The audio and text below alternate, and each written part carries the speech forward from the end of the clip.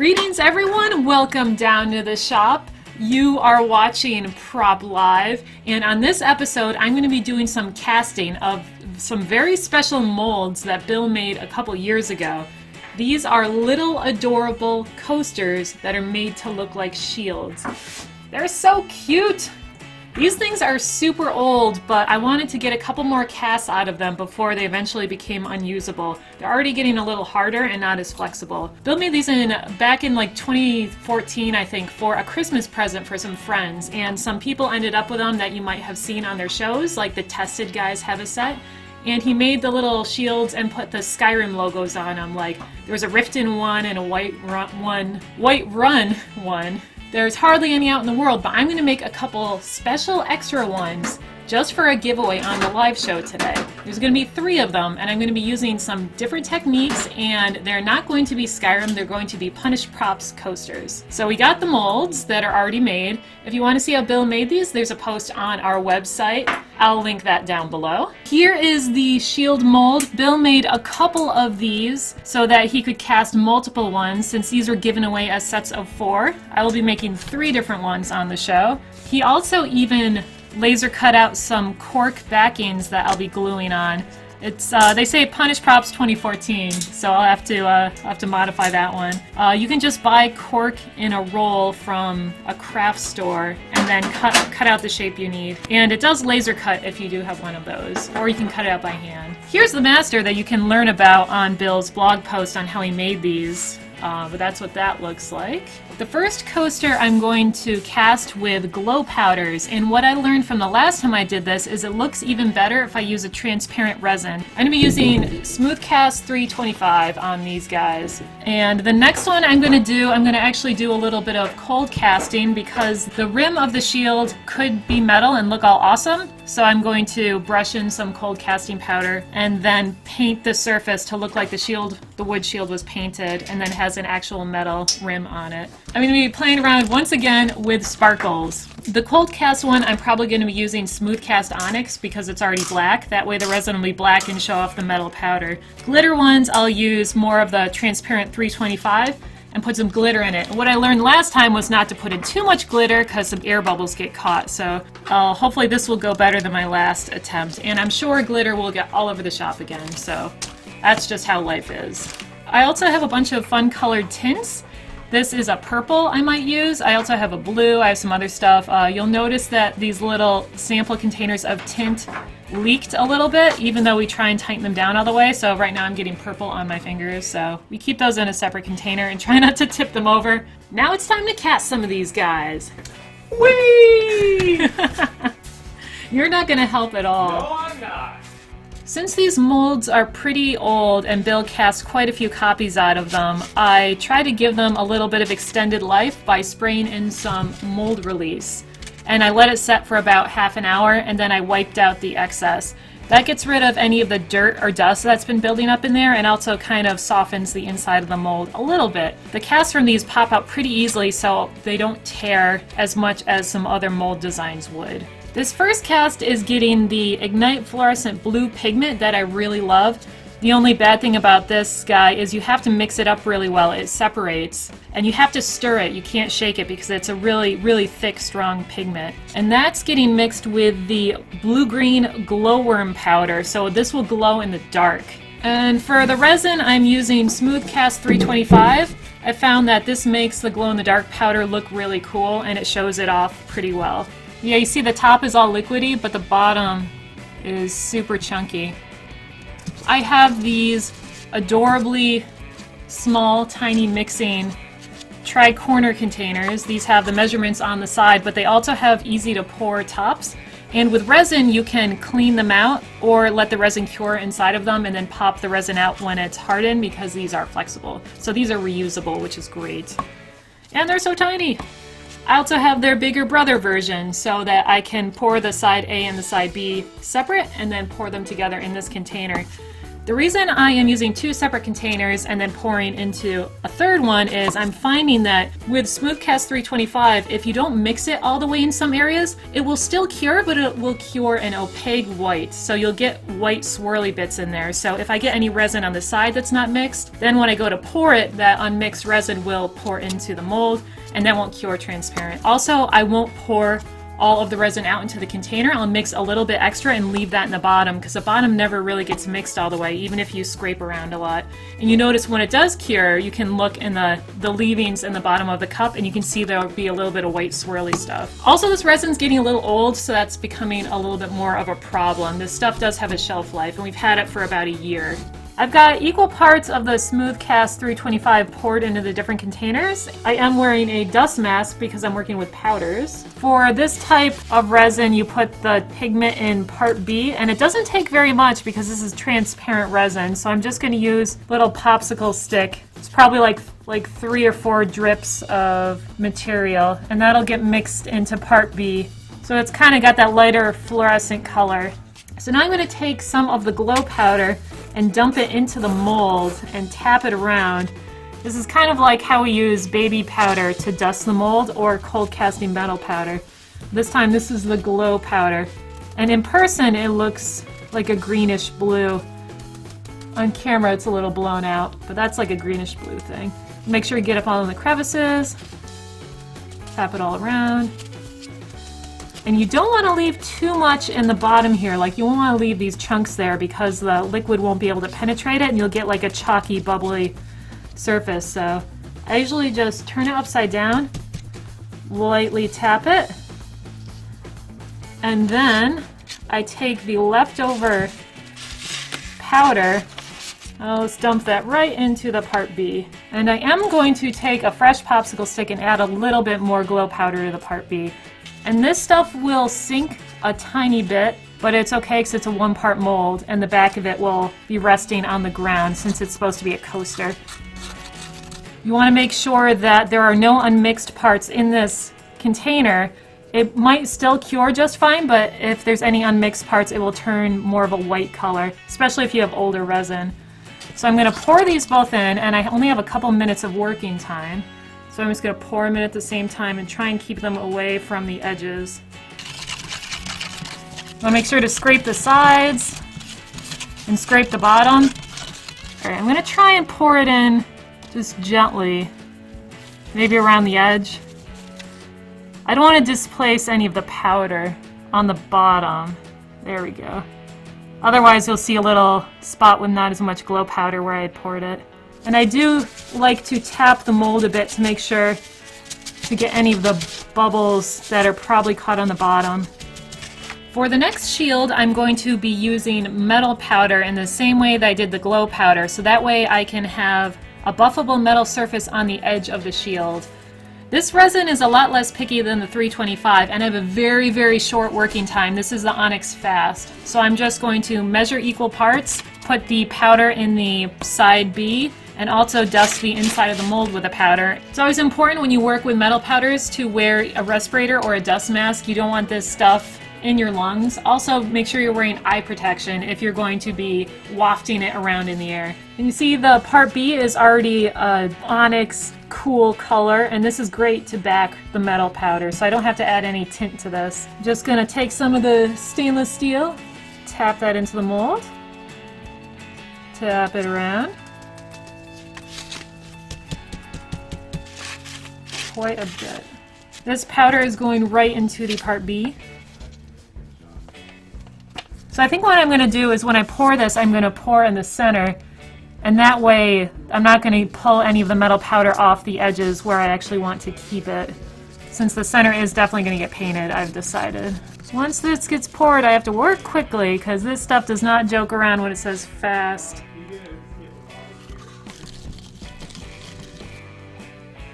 Just let it go. Alright. There's already sparkly stuff all over the table and I haven't even opened these.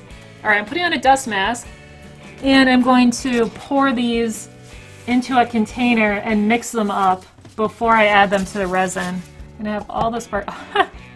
Alright, well that's just in there now. There's a lot of it. Oh yeah, look at that sparkly goodness. Definitely red is the prominent with hints of gold. Alright. Well, there's sparkles everywhere. All over the table. So I want to use this mold for my sparkly shield, so I'm going to pop out the glow powder one. Carefully. Pop it out. Ta-da! Awesome! This is what it's like without as much glow powder because the powder kind of sank to the bottom, and also I dusted the inside of the mold with a powder. So it would look like that normal blue, but instead it's going to look all cool and glowy. I'm going to spray some mold release in here and then clean it out to get some of the glow powder out from the sides. Although if the sparkly one ends up a little glowy, I don't see anything wrong with that. I'm going to be using the 325 with this. I found that it really helps show all the glitter pieces that are suspended in the resin. If you use an opaque resin, you don't see any of the sparkles unless they're on the surface. And I'm also going to be using a little bit of a red tint to it. Pour in the things. Boop. Let's take a little bit of that out. Looks like it might end up being a little more yellowy. We ended up with more of an orange, but that's cool. It'll look nice. Also, it's a giveaway, so ha ha ha! It's yours now. Yeah. So many sparkles. That is so sparkly. I'm going to dump some of this powder into the part B. And the rest of it back in the container because I end up with a lot. To try and avoid any curing issues.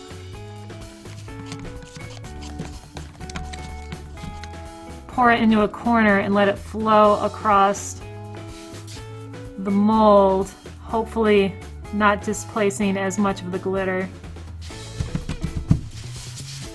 There's so much glitter everywhere. This is the metal dusted coaster that's backed with the black resin. I'm gonna pop this guy out. There we go. And right now it just looks gray. Where the magic happens is when you start polishing it. I'll link a video below where we go more into detail on cold casting, but the basics are you use an abrasive like a fine steel wool. You can even go farther and use metal polish, and that really brings out the shine. So I'll show you real quickly. I'm just going to polish the edge since the edge is just what's going to stay metallic.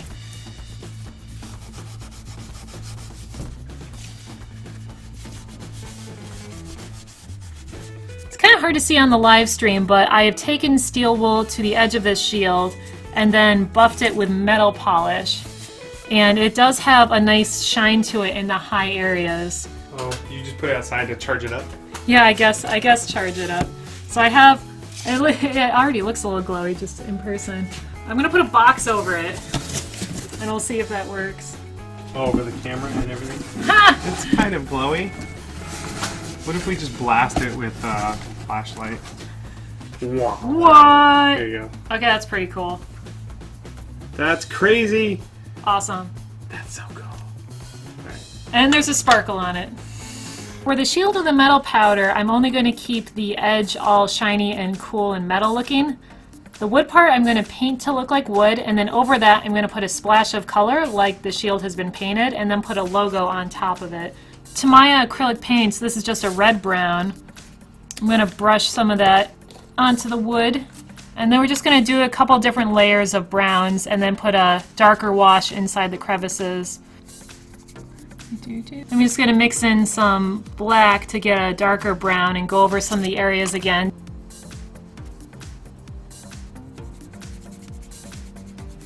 It's time to free the sparkly, glittery mess we have going on here.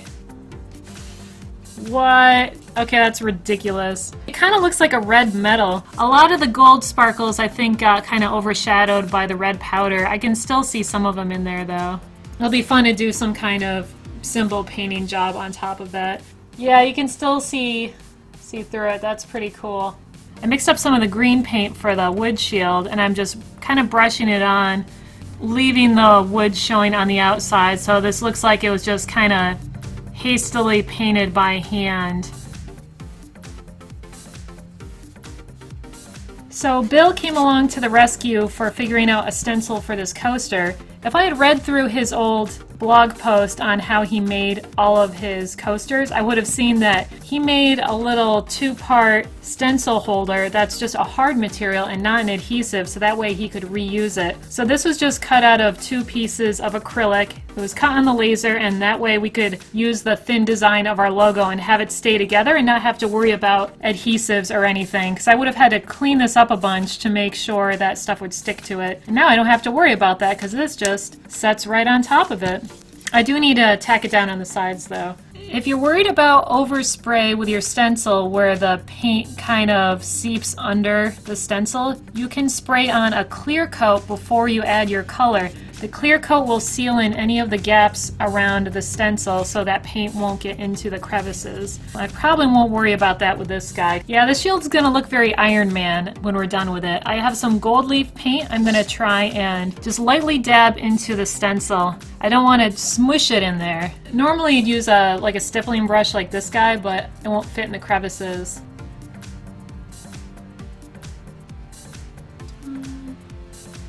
It's okay to peel off your stencils while the paint is still wet. Makes it easier sometimes so that the paint won't want to grab to the stencil. Oh, that just slid right off. Alright! It's a thing! Bright orange on this guy. I'm going to use, instead of gray, I'm going to use silver for the outsides of the symbol. Ooh, that looks nice. That's pretty good. Some of the orange seeped in underneath. At least this one I can touch up a little bit because I can put some of the green paint over it. I'm going to mix up some black paint with water so it doesn't have too much pigment in it. And I'm going to wash it over the entire symbol here. Get in all those crevices. And then just kind of wipe it down. And you can do this over and over again with multiple different colors if you want, so you can add like some brown. There we go. Yeah, it really brings out the crease lines on it too. Tacos. Oh my gosh, tacos. Alright, this one I'm going to have to wait to do the dark wash on it because I really put the orange on there pretty heavy and it is not dry. I still have to figure out what to do about this guy for a cool symbol on it, but I think I'll do that later because I think it's taco time. So after some trial and error, I now have 3 shield coasters that are pretty much done. The glow effect on this one is awesome. That worked out great. I haven't figured out what I want to do for the symbol on it yet. I might mix up some powders with some more like greenish paint so that way the symbol will still glow if I add some more glow powder to it. This one I got to do 1 layer of dark wash on it so you can see some of the wood grain is coming back into it and looks all awesome. And this one I haven't gotten to add a wash yet because the paint on it is still wet, but it's looking pretty cool, and I'll buff up some of the metal shine on this a bit more. So we got those 2 guys.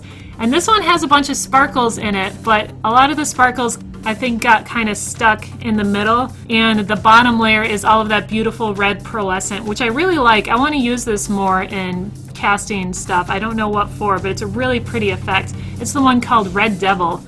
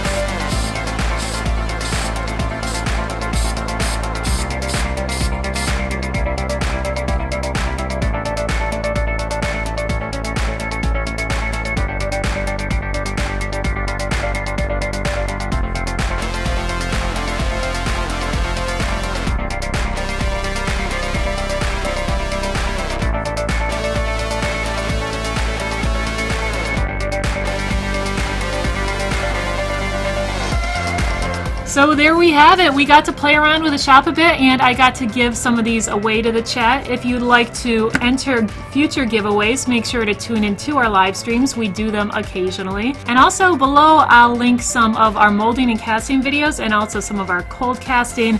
and other neat techniques that we've done for this before. And if you want to see how Bill originally made these shields, I'll link to the article that he did a couple years ago. Thanks for hanging out down here, and I look forward to hanging out with you in the future on the next live stream. Take care, everyone. I'll see you later.